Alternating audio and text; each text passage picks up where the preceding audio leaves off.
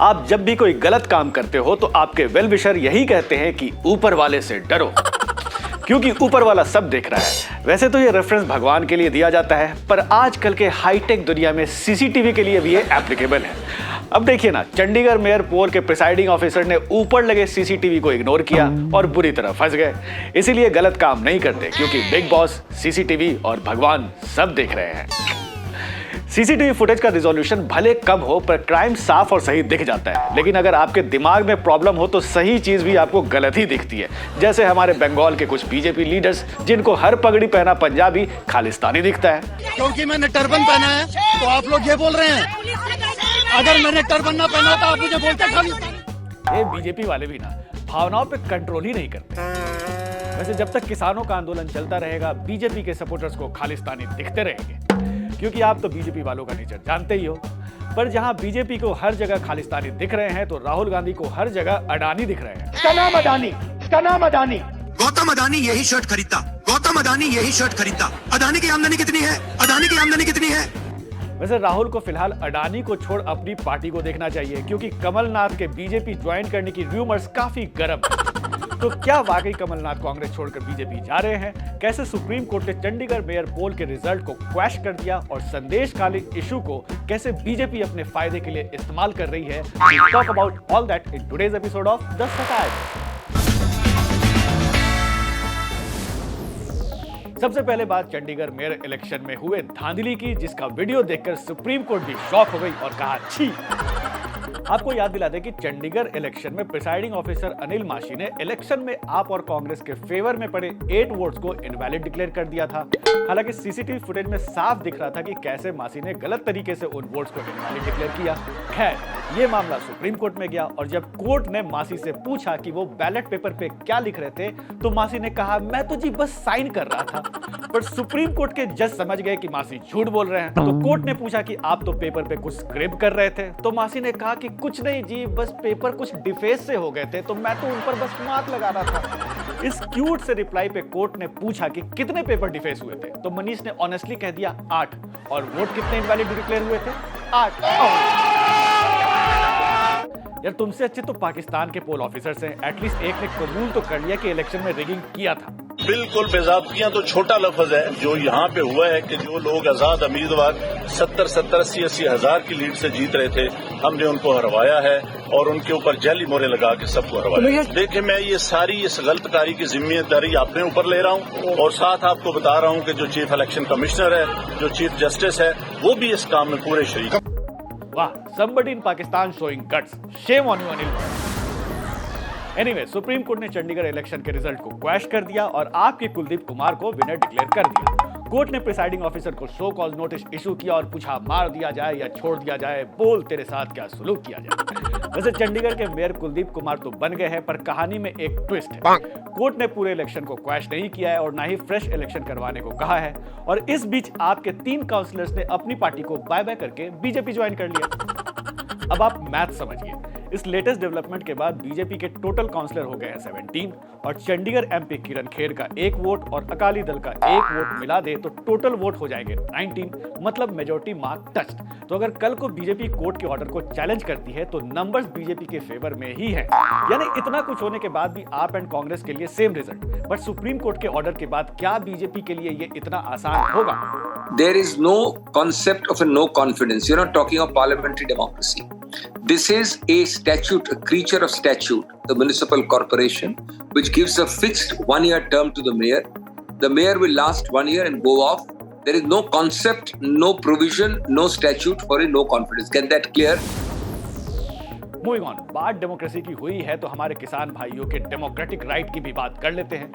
MSP की legal guarantee की demand कर रहे पंजाब के फार्मर्स का प्रोटेस्ट अब भी जारी है। गवर्नमेंट फार्मर्स को बात करने के लिए बुलाती है, फिर बात करती है, फिर बातचीत फेल हो जाती है और किसान वापस जाकर धरने पे बैठ जाते हैं। 2 हफ्ते से बस यही प्रोग्राम चल रहा है और कुछ सॉल्यूशन निकलता नजर नहीं आता। 21 फरवरी को टॉक्स फेल होने के बाद फार्मर्स दिल्ली तरफ मार्च करने लगे तो पुलिस ने उन्हें रोका, क्लैशेस हुए एंड एक फार्मर की डेथ हो गई। सैड। सवाल है कि आखिर इन फार्मर्स को दिल्ली आने से क्यों रोका जा रहा है? भाई, फार्मर्स वही डिमांड कर रहे हैं जो सरकार ने 2 साल पहले कहा था। गवर्नमेंट ने कहा था कि एमएसपी के ट्रांसपेरेंसी पे विचार होगा, पैनल भी बना, बट बात आगे नहीं बढ़ी।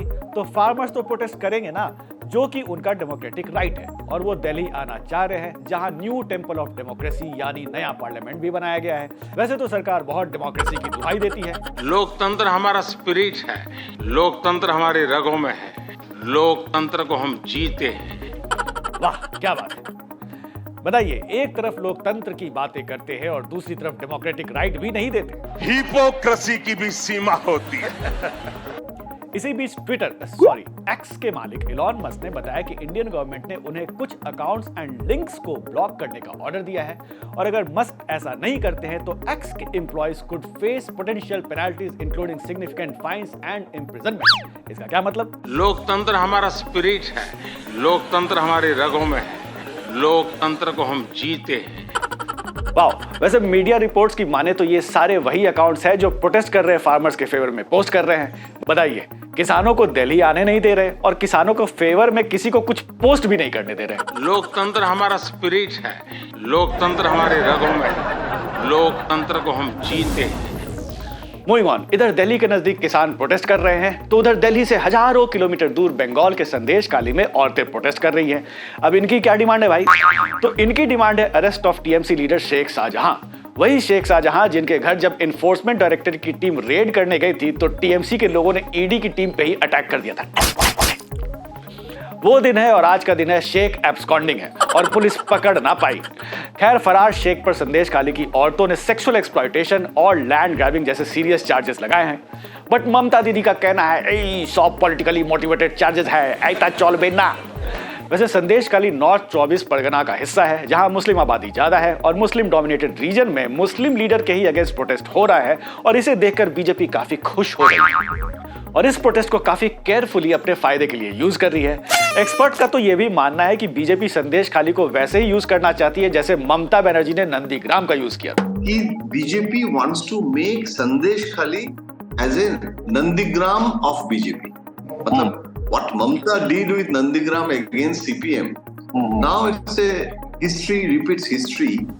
वैसे 2024 इलेक्शंस की तैयारी सारी पार्टीज काफी जोर शोर से कर रही है और कांग्रेस के लिए एक खुशखबरी यूपी से आ गई है। यस, अखिलेश यादव ने फाइनली कांग्रेस को 17 सीट्स ऑफर कर दिया है। कई दिनों के टेंस नेगोशिएशन और हार्ड बार्गेनिंग के बाद फाइनली अखिलेश ने कांग्रेस को कह दिया कि जा लड़ ले 17 सीट पे चुनाव, जी ले अपनी जिंदगी। वैसे इन 17 सीट्स में अमेठी, गाजियाबाद और वाराणसी भी है जहां लास्ट टाइम कांग्रेस बुरी तरह हार गई थी।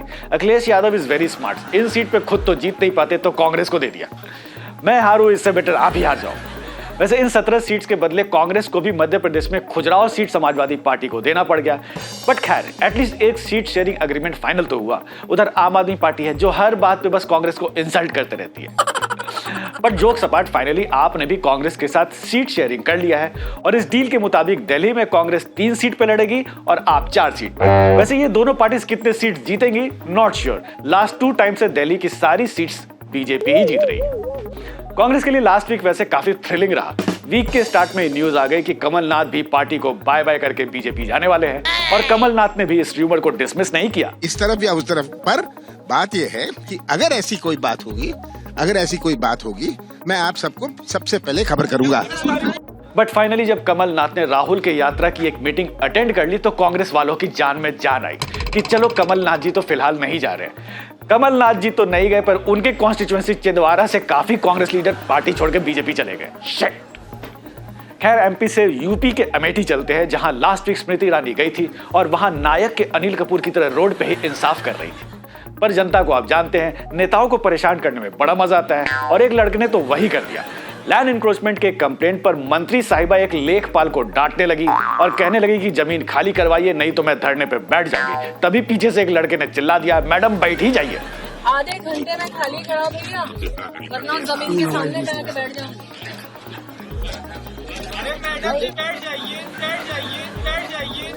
इसीलिए तुम लोग के घर पे बुलडोजर चल जाता है। मंत्री जी को परेशान कर दिया, nonsense. And now let's talk about some other interesting developments of this week. Last week Uttar Pradesh constable exam में एक स्टूडेंट के एडमिट कार्ड पे सनी लियोनी की फोटो आ गई। वाह, ये देख के एक गाना याद आ गया, it happens only in India. जिस स्टूडेंट के एप्लीकेशन नंबर पे ये स्ट्रेंज कारनामा हुआ है उससे पूछा गया तो उसने कहा मैंने तो अपना ही फोटो डाला था, पता नहीं मैं सनी लियोनी कैसे बन गया। यूपी प्लस का फॉर्म डाले थे गोल्डी कंप्यूटर से, जब हमको प्रिंट दिया गया तो उसमें मेरा प्रिंट सही था, नाम भी सही है धर्मेंद्र सिंह और पूरा आधार कार्ड नंबर सब सही है।